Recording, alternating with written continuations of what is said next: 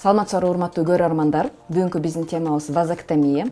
Бул эркектердин урук каналын хирургиялык жол аркылуу кестирип салуу. Бүгүн бизде конокто уролог Азат Бейшенов.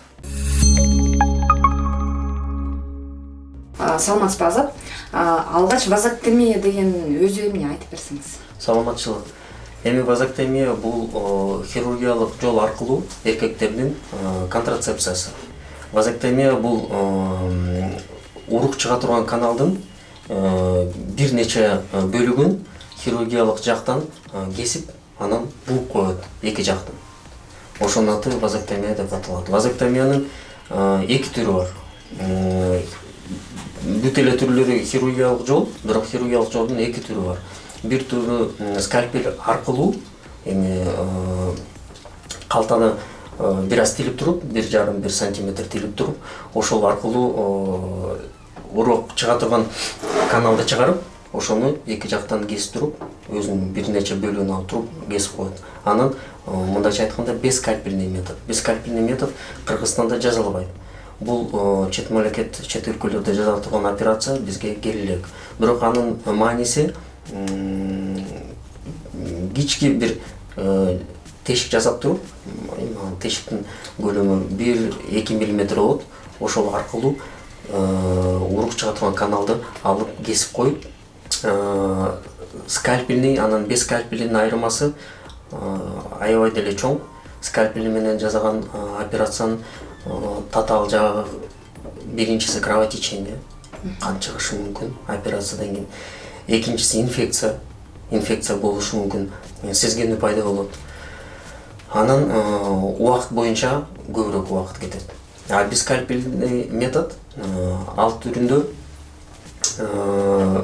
кровотечение жок болот, инфекция азыраак болот. Анан убакыт болжолдоп бир 5 мүнөттөн 15-20 мүнөткө чейин болушу мүмкүн. Вазоктомия жасатууга кандайдыр бир медициналык көрсөтмөлөр барбы?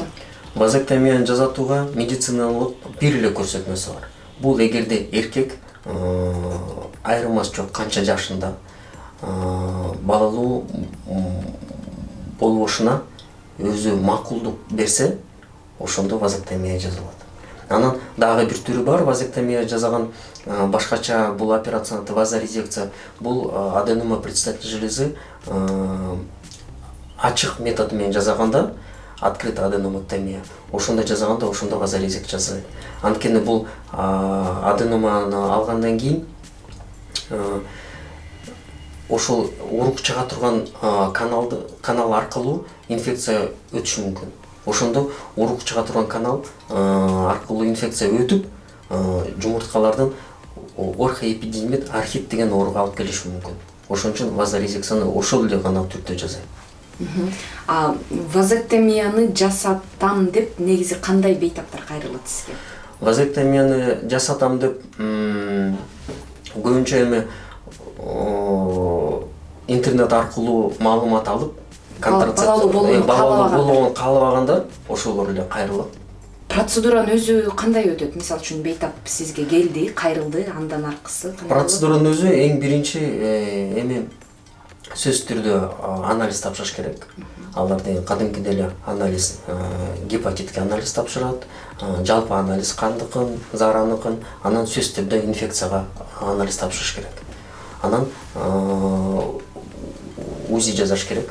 УЗИ простата безин жасаш керек, калталарды жасаш, калтанын органдарын жасаш керек, анан табарышты жасаш керек. Анткени бул операция эгерде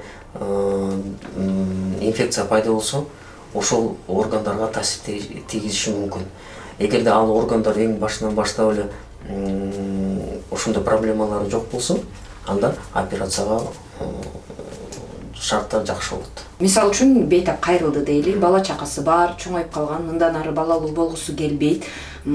Ал вазоктомия жасаткандан кийин анын жыныстык катнашка кандайдыр бир таасири тиеби? Вазоктомия таасир этиши бир эле таасир этет. Мындан кийин эркек балалуу боло алат. Болду. Калган жыныстык катнаштын өзүнүн кандай десемби, сапаты эч качан өзгөрбөйт, эч качан таасир этпейт. Вазоктомия операциясынан кийин госпитализация болобу? больницага жатабы? Канча мүнөт созулат? Жок, вазоктомия бул операция болжолдоп жарым сааттан 40 мүнөткө чейин уланат. Бул операция местный анестезия аркылуу жасалат. Ошон үчүн пациент көп болсо 1 саат, 1,5 саат процедурадан кийин бир аз эмеде ооруканада жатат, болду, анан үйгө кетип калат. Бирок бир нече нерселерди айтып кетүү керек. Андан кийин сөзсүз түрдө оор жүк жасаса болбойт. Спорт менен машыкса болбойт. Жана мындай үшүп ушундай суукка урунган болбойт. Канча убакытка чейин ушул көрсөтмөлөрдү сакташ керек? Кадимки жашоосуна канча күндөн кийин кайтат?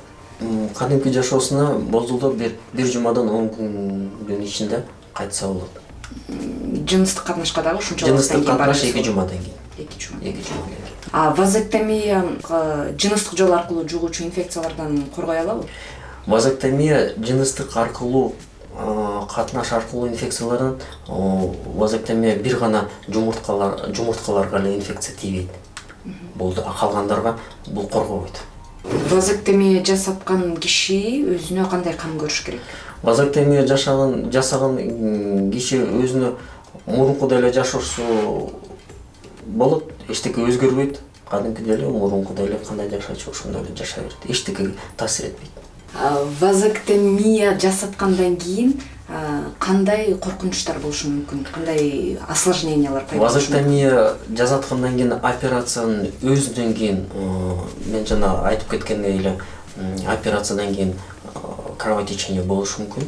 Анан ошол операция болгон жердин инфекциясы болушу мүмкүн. Жана сезгенүү пайда болушу мүмкүн. Андан кийин операциядан эч кандай коркунучтар жок. Вазоктомия жасаткандан кийин кайра калыбына келтирүү мүмкүнбү?